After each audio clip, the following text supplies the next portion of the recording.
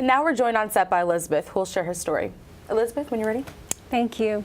Well, I shared my abortion story with the 1 in 3 campaign last year because I felt it was important to help destigmatize abortion. And a lot has happened since last spring. The Me Too and Time's Up movement has gained momentum, bringing down very powerful people from Hollywood to Washington to Tallahassee. And women are finding the courage to tell their stories. So I'm here this year to tell my story again and to connect my experience with the Jane Doe cases where minors are being denied access to abortion. I became a reproductive rights activist back in 1989, and I never thought then that I would still be fighting this fight 30 years later. The religious right has taken away women's voices, and by that way they have controlled the rhetoric. But when we tell our own stories, we get to tell our own experiences, right? Recently, I took the opportunity to share my abortion story publicly at a hearing of the Constitutional Review Commission in Florida.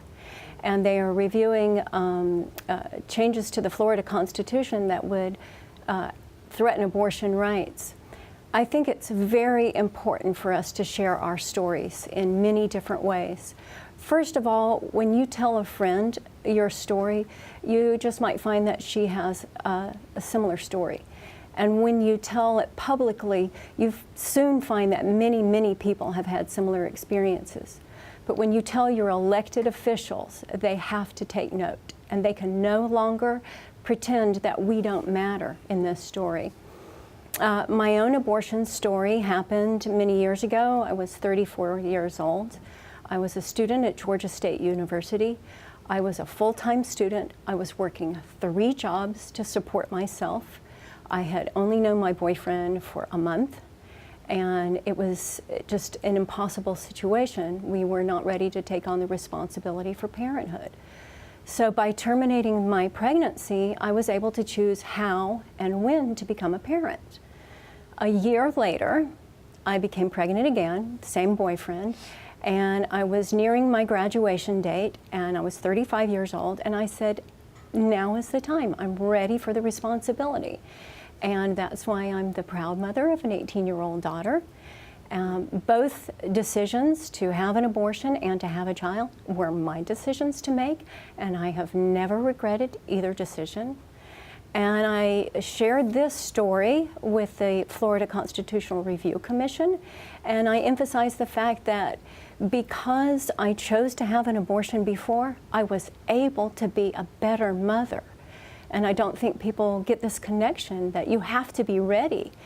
And by having an abortion, I was able to raise my daughter the way I wanted to raise her. Those who would restrict our right to abortion want to create a stigma, and that's how they've been able to control the rhetoric.